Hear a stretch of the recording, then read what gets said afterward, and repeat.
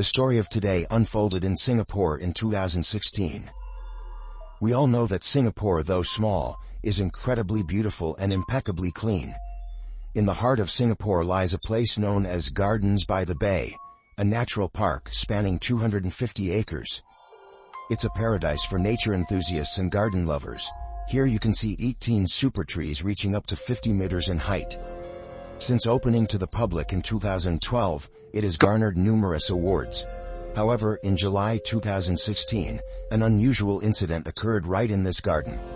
A female engineer from Tianjin, China, went missing here. Her name was Kui Ajie, a 31-year-old who graduated from Tianjin University and then earned a master's degree from the University of Southampton in the United Kingdom. At the time of her disappearance, Kui Ajie was working at the semiconductor company MediaTek. She was a senior engineer who had been working in Singapore since 2012. By 2015, Kui Ajie had been granted permanent residency in the country. She was known for her diligent work ethic, never taking time off, and often working late into the night. According to her colleagues, the last time they saw Kui Ajie was on the evening of July 11th. That day, she worked until 9:15 p.m. When Kui Ajie did not show up for work on July 12th and was unreachable, her colleagues became concerned. They decided to call her parents to check on her. Her parents mentioned that Kui Ajie had called them the previous evening. This reassured her colleagues somewhat, and they did not immediately start searching for her. Kui Ajie's father is a bank employee, and her mother is a retired government official. The elderly couple, having seen their daughter succeed in her career, were not overly worried. At the time, they were on vacation in Xinjiang. Additionally, Kui Ajie was known to be a very filial daughter. She often returned to China several times a year, usually taking 8 to 10 days off to spend time with her parents. She had just finished a vacation at the end of the previous month, marking her second trip back home that year. Before leaving, she had promised her parents that she would return in October. Her mother had been advising her to come back to China to further her career and marry soon, especially now that Kui Ajie was over 30 years old. However, Kui Ajie said, "Singapore offers high salaries and a good environment, so I don't plan to resign anytime soon. As for my love life, you don't need to worry too much." Hearing this, her parents didn't press further. When Kui Ajie went to university, her parents agreed not to interfere with her marriage because Kui Ajie had been independent since childhood. She always thought things through carefully and executed them well, as evidenced by her rapid career advancement. After 4 years of working in Singapore, Kui Ajie expressed a desire to bring her parents to live with her. However, her mother didn't like the climate in Singapore, so they never visited. The family members were usually busy with their own affairs, so they only spoke occasionally. Kui Ajie didn't share much, and her parents didn't ask too many questions. When they learned that Kui Ajie was missing, they were very worried. But being over 3,000 kilometers away, they could only ask her colleagues to help search for her first. After 3 days with no sign of Kui Ajie, her colleagues filed a missing person report with the police on July 14th. On July 15th, the police issued a press release confirming that Kui Ajie had been missing for several days and detailing the last time and place she was seen. The police have been actively investigating her disappearance, speaking with those closest to her, including colleagues and her landlord. Both parties mentioned hearing an argument involving Kui Ajie. A colleague recalled that around 3 p.m. on July 11th, they overheard Kui Ajie arguing on the phone with someone, mentioning the words money and my mother. The landlord remembered that on the morning of July 12th, Kui Ajie left the house while arguing on the phone with someone, and that she left earlier than usual, around 6 a.m. The company's work hours start at 8:30 a.m., and her home was only 2 subway stops away from her workplace. The commute should not have taken more than 20 minutes, but that day, Kui Ajie boarded the subway at 6:56 a.m. By a little after 7 a.m. she had exited the train at the North Station near her company. However, according to the surveillance system, Kui Ajie did not appear at her usual time. After several hours of searching and reviewing footage, the police eventually found her at the exit of the Yishan subway station, on a different line. She appeared to be waiting for someone. Less than 10 minutes later, A black BMW pulled up, and Kuyaje got into the passenger seat and drove away. On July 19, a week after Kuyaje went missing, the police traced the car's license plate and contacted the owner, Chu Guifu, also of Chinese descent. Chu Guifu, a 48-year-old married man, works at a laundry shop. The car was registered under his wife's name. Chu Guifu and Kuyaje were friends, and indeed they met on that day. According to Chu Guifu, Kuyaje got out of the car at the parking lot of Gardens by the Bay. The police investigation revealed that earlier in the year, Kuyaje had invested in the laundry shop. However, she had recently become dissatisfied with the partnership and wanted to withdraw her investment. On July 10, she withdrew half of her initial investment. 2 days later, Kuyaje urgently demanded the rest of her money. Hence, she arranged to meet with Chu Guifu to discuss the matter. During the meeting in the car, Kuyaje unexpectedly changed her mind and no longer wanted to meet with the shop owner. She also accused Chu Guifu of not supporting her. The conversation became increasingly heated, and the two exchanged harsh words. Unable to bear it, Chu Guifu forced Kuyaje out of the car and drove away. Chu Guifu's account matched the details provided by Kuyaje's colleagues and landlord about her phone arguments. Naturally, the police did not solely rely on Chu Guifu's story.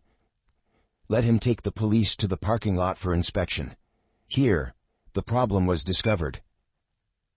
Although the black BMW did stop at the Gardens by the Bay parking lot for 22 minutes, police surveillance showed no sign of Kuyaje in the car when it entered or left the lot. It was clear Chu Guifu was hiding something. The police immediately arrested him at the scene and confiscated the BMW. The car, now evidence in the case, was handed over to the Forensic Science Division for examination.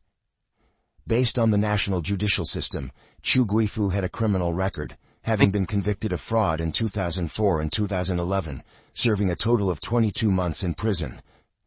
Forensic examination of the car revealed Kuyaje's fingerprints on the window, and her blood on the passenger seat. Chu Guifu eventually broke down, and confessed that he had done something foolish in a fit of rage. However, when asked about Kuyaje's whereabouts, he suddenly fell silent, and refused to answer. After a few hours, Chu Guifu requested to see his wife. He apologized to her and begged her to take good care of their son. During a video call with his son, he reminded the boy to study hard and follow the rules. After his wife left, Chu Guifu calmly told the police, "Come with me." On the evening of July 20th, the police followed Chu Guifu to Alley 8, Lin Suo Kong Road, hoping to find Kuyaje. However, they found only a metal shed emitting a strong odor of burnt kerosene. Chu Guifu smiled and said, "Kuyaje was here, but there's nothing left now." He then revealed horrifying details to the police. He had burned Kuyaje's body at this location. He split the burning process into 2 areas, one inside the shed, and one in the adjacent nook, using kerosene to burn her remains for 3 days and 2 nights. During that time, he periodically returned to add coal and kerosene to the fire. Afterwards, Chu Guifu collected Kuyaje's ashes and scattered them in the sea. Upon hearing this, the police immediately cordoned off the area to search for evidence.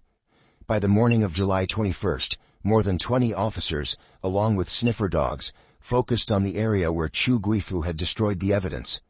The police conducted a grid search within a 2-kilometer radius, collecting various trace evidence samples. They also drained the water from the ditch next to the shed and dismantled the shed itself. The search concluded at 5:30 p.m., and the police found several bone-like fragments, a clump of hair, a bra clasp, and some burnt fabric remnants. A week later, the Health Sciences Authority determined that the bone-like structures at the scene did not belong to human remains, and the hair sample was too degraded for quick analysis. However, the agency employed the most advanced mitochondrial DNA testing method. By comparing Kuyaje's hair samples collected from her home with the hair found at the burn site, the police confirmed that the charred hair belonged to the unfortunate engineer. This marked the first time Singapore used mitochondrial DNA sequencing for identification. Additionally, the police identified the brand and style of the floral dress Kuyaje wore before her death. It matched the fabric remnants found at the scene. Chu Guifu admitted that it was the dress Cui Ajie was wearing when she was killed. On July 25th, Chu Guifu confessed the entire crime to the police. He said, "Cui Ajie scolded me as soon as she got into the car and threatened to cause trouble at my workplace." Thus, Chu Guifu turned onto a secluded road. At the end of the road was a roundabout, and after circling it, he stopped the car by the roadside. Initially, he only intended to have a serious conversation with Cui Ajie. However, the victim lost her temper and began berating him even more harshly, even taking off her shoe to hit Chu Guifu. He couldn't get a word in, which made Cui Ajie shout louder and attack him more fiercely. In the confined space, the verbal abuse and yelling tested his patience to its limits. Chu Guifu suddenly snapped. He forcefully pushed Cui Ajie away, and then used his hands to grip her neck tightly. By the time he realized what he was doing, Cui Ajie had slumped forward and stopped moving. Panicking, Chu Guifu checked her nose and confirmed she had stopped breathing. Instead of taking her to the hospital, he quickly reclined the passenger seat and placed her body in a hidden position within the car to avoid detection. He then drove to the parking lot of Gardens by the Bay. Trying to regain his composure, he began thinking about how to dispose of the body. Driving aimlessly, he turned repeatedly until he reached an alley 40 kilometers away from the scene. It was a quiet, deserted place with no people or cars around. The dense forest, and more importantly, the metal shed at the back of the alley, gave Chu Guifu two options: burn or bury. After some thought, he decided that burning was the optimal method. That night, Chu Guifu executed his plan by purchasing charcoal and kerosene to incinerate the victim's body. He repeatedly returned to check on the fire and add more fuel to his makeshift crematorium. After recounting his crime, Chu Guifu led the police to 3 stores, 2 hotels, and the beach where he scattered Cui Ajie's ashes. He claimed that scattering her ashes at sea was his way of letting Cui Ajie rest in peace. However, the police quickly raised doubts about his confession after reviewing messages on Cui Ajie's mobile phone. These messages indicated that their relationship resembled that of a romantic couple. At this point, Cui Ajie's family recalled that at the end of June, when she returned home, she mentioned a boyfriend who worked at a laundry shop. He was divorced and had a 12-year-old son. Cui Ajie expressed discomfort about her boyfriend's ex-wife always being present when he visited his son. However, she had come to terms with it, believing that she shouldn't be obsessed with the past and that genuine feelings were what mattered. She sought her parents' advice on the relationship. At that time, her father openly opposed the relationship, and her mother suggested she break up with him soon. After hearing their advice, Cui Ajie agreed in front of her parents. Consequently, her parents did not dwell on the matter, as Cui Ajie had always been a source of reassurance for them. Although they did not frequently remind her, Cui Ajie always listened when they did. Therefore, they believed this time would be no different. When Cui Ajie's colleagues first contacted her parents, they did not mention her relationship with her boyfriend. Moreover, Cui Ajie had not publicly disclosed that she was dating anyone before her death. As a result, very few people knew about the relationship. However, a colleague named Zhang Huini discovered it at the end of the previous month when she saw Cui Ajie and Chu Guifu holding hands at a movie theater. Only then did her colleague realize they were dating. However, when the police suggested that Chu Guifu was Cui Ajie's boyfriend, he vehemently denied it. Chu Guifu emphasized, "I have a wife and child, so I am just a regular friend of Cui Ajie, nothing more." He explained that the reason they went to the movies together was simply to repay Cui Ajie's kindness, as she had invested 20,000 Singapore dollars in his laundry shop earlier this year. Chu Guifu also stressed that their relationship was one-sided, initiated by Cui Ajie. He claimed that he did not even know her real name when accepting the money, referring to her only as Kitten. Additionally, Chu Guifu mentioned that Cui Ajie often asked him to pretend to be her boyfriend. He recounted having to take her fishing at night and giving her a necklace and bouquet on her birthday, but he insisted these actions were all Cui Ajie's ideas. Whenever she wanted to show off to someone, he would have to appear and play the role of her boyfriend. Naturally, the police found these claims absurd and did not believe him. They presented him with a forensic report showing that Chiu Guifu's DNA was found on Kuijie's toothbrush in her apartment. Faced with this evidence, Chiu Guifu could no longer lie. Now, we can uncover the truth of the case. Chiu Guifu, a Chinese Singaporean, was born in 1968 in Singapore. He has been married twice. His first marriage was in 1995, during which Chiu Guifu worked at a bank. Thanks to his creative and flexible thinking, he climbed to a high managerial position. However, Chiu Guifu was a gambling addict, spending more than 6 hours daily at an underground casino in the Yalong area, after dropping his wife off at work. By 2001, he had accumulated $300,000 in gambling debt, leading to the end of his first marriage shortly after his debts came to light. That same year, Chiu Guifu married his second wife, Yang Hua. She treated Chiu Guifu with great kindness, accompanying him to underground casinos and forgiving him twice after he physically assaulted her. Despite her tolerance, an incident where she questioned Chiu Guifu about his late return led to him strangling her briefly. Terrified, Yang Hua quickly requested a personal protection order from the police. Chiu Guifu then began his own form of revenge. He claimed to be ill and sought treatment from a psychologist. Diagnosed with acute mental disorder, Chiu Guifu's manipulation softened Yang Hua's heart, leading her to forgive him and lift the protection order. During this period, Chiu Guifu's condition gradually improved. Their son was born in 2004, and the family hoped for better times ahead. However, Chiu Guifu soon forged documents at the bank to embezzle money, resulting in a 6-month prison sentence. At this point, looking at their newborn son, Yang Hua decided to keep the family together. However, Chiu Guifu's personality began to change. He became not only a gambling addict but also a womanizer. Despite being in prison, having a wife and being broke, he was never short of women around him. According to his own private admissions, there was a time when Chiu Guifu met with different girlfriends each day for over a month to show off his allure. Chiu Guifu was simultaneously dating multiple women to scam money from them. When he lost money gambling, his lovers would help him pay off his debts. He developed his own system to satisfy his greed for money and physical desires. Ultimately, the truth couldn't stay hidden forever. When Yang Hua discovered Chiu Guifu's infidelity and confronted him to propose a divorce, he strangled her again. Completely desperate, Yang Hua once more sought a protection order from the police. However, Chiu Guifu was adept at handling such situations. He attended a marriage counseling course at a church and even posted advertisements on a dating website, eventually being publicly praised as a role model. Yang Hua forgave him once again.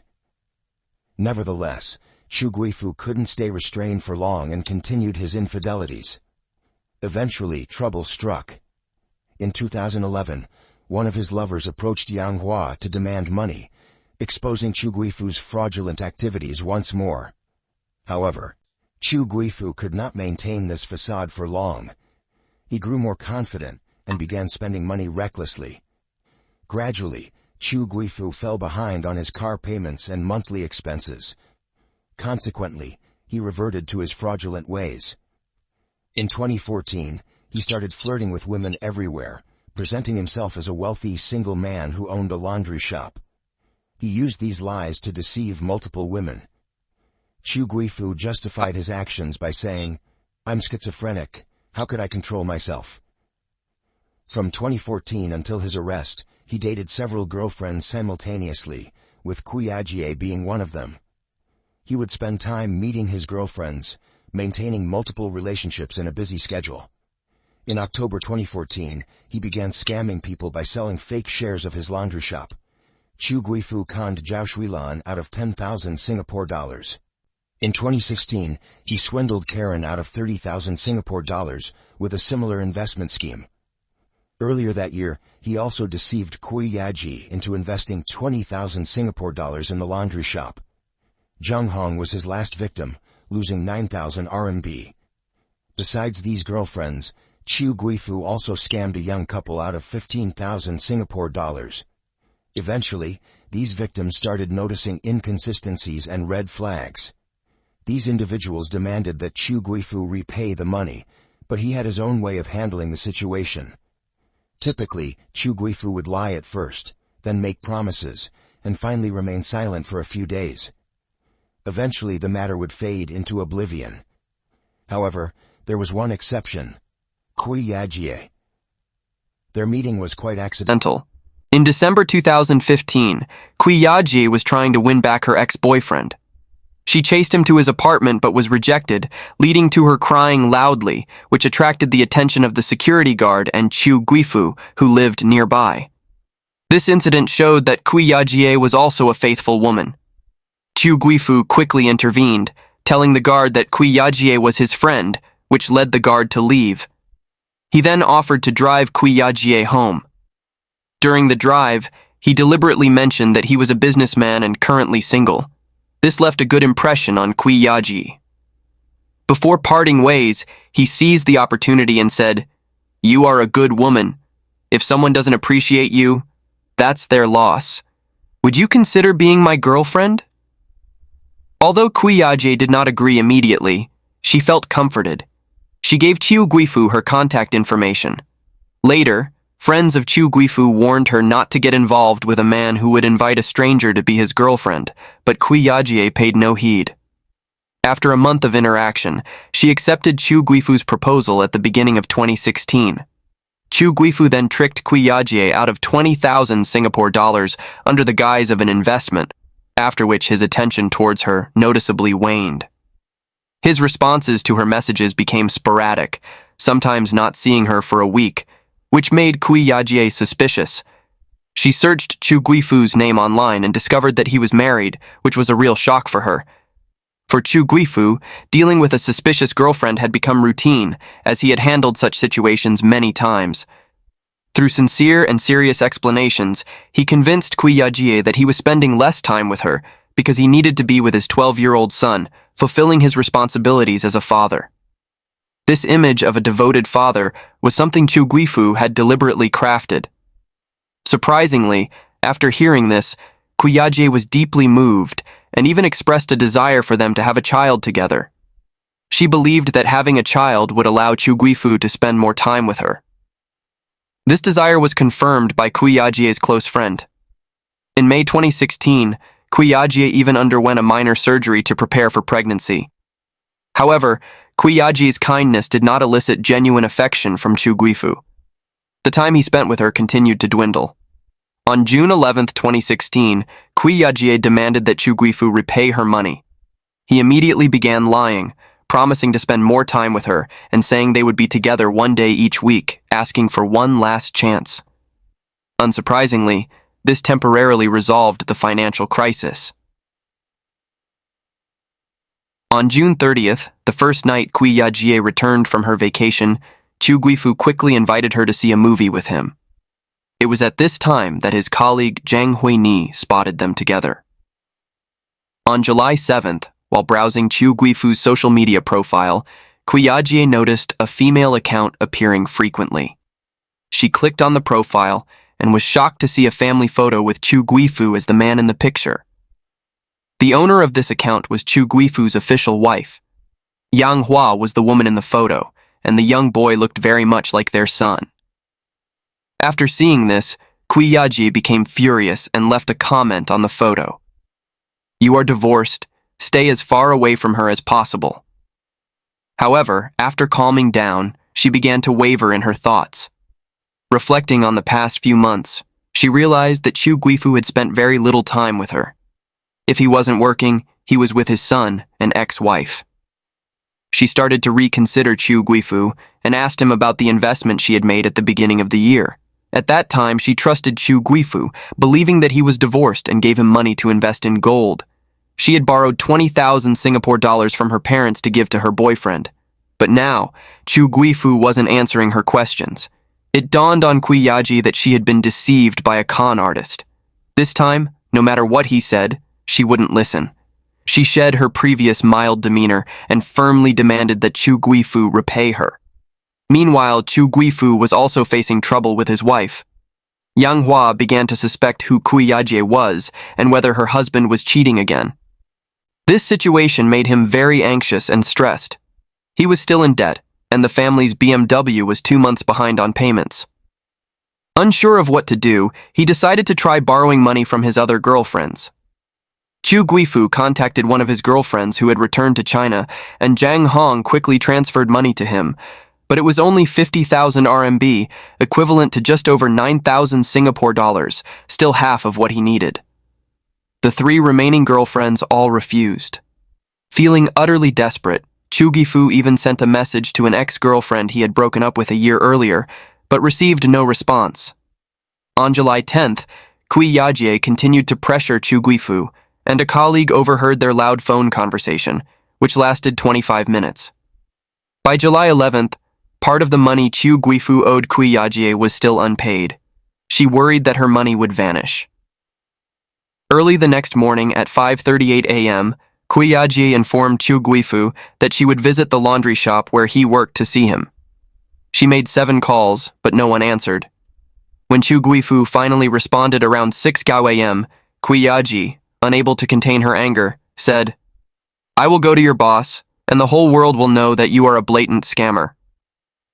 Chu Guifu realized the gravity of the situation and understood that he could not let his boss find out about his scams at the laundry shop. He immediately contacted Kui Yajie and arranged to meet her at the nearest subway station to the laundry shop at 8 a.m. Chu Guifu picked up Kui Yajie as planned and tried to persuade her not to meet his boss. However, Kui Yajie was no longer willing to listen to his lies. Finally, Chu Guifu came up with a plan.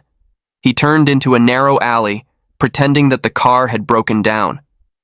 He stopped the car and didn't restart it, but Kui Yajie was not deterred. She continued to berate and hit him. Chu Guifu felt increasingly tense. He pushed Kui Yajie forcefully and then used his familiar strangling maneuver. This time he did not stop until she stopped breathing. At 8:05 p.m. on July 12th, Chu Guifu went to buy charcoal and kerosene. Surveillance footage clearly recorded his car's license plate. By 12:25 a.m. on July 13th, he returned home and deliberately parked the car in a corner, with Kui Yajie still inside. At 5:38 a.m., Chu Guifu left his house and went to the deserted alley to set the metal shed on fire. That afternoon, upon checking, Chu Guifu realized that not everything had been burned completely. He bought 6 more bags of charcoal and more kerosene to continue the burning process. As night fell, he managed to incinerate his girlfriend's body thoroughly without being detected. On July 14th, he even received a call from Kui Yajie's colleague, Zhang Huini. He accompanied her to the police station to report Kui Yajie's disappearance. At this point, he knew that the situation was about to be exposed. Chu Guifu hurriedly cleaned up the incineration site, disposing of the charcoal bags and kerosene cans. He also dealt with both his and Kui Yajie's personal belongings. He even took 300 Singapore dollars from the victim's wallet. By 9:21 p.m., he drove to a remote rural area and threw away Kui Yajie's phone and wallet. He also cut up the SIM card and disposed of it. Afterwards, Chu Guifu discarded his clothes in a separate small trash bin. On July 15th, to remove the burnt odor from his clothes, he bought vinegar to wash them. After completing all these actions, Chu Guifu resumed his work and dating life as if nothing had happened, until the police discovered his crimes. This was the second unidentified murder case to occur in Singapore. Besides the crime against Kui Yajie, the laundry shop owner, Edlin, sued Chu Guifu for embezzling 24,000 Singapore dollars from the store. Consequently, Chu Guifu faced 4 fraud charges and 2 charges of misappropriating company funds, with the total amount involved being approximately 89,000 Singapore dollars. Finally, on August 19, 2019, after more than 100 hours of interrogation, over 60 witness testimonies, and more than 200 pieces of evidence, the court sentenced Chu Guifu to life imprisonment. He did not appeal and is currently incarcerated at Changi Prison. That brings us to the end of this story. It has given me a valuable lesson about the importance of thoroughly evaluating someone before starting a romantic relationship. Many of us tend to focus on the euphoric feelings of love without discerning whether it is genuine or if we are being taken advantage of. Secondly, it teaches us to be more cautious with our money. Conflicts over money, whether with strangers or family members, often lead to losing both the funds and the relationship. I believe that we can avoid such situations with more prudence. What do you think about this case? Please share your thoughts in the comments below. Goodbye, and see you next time.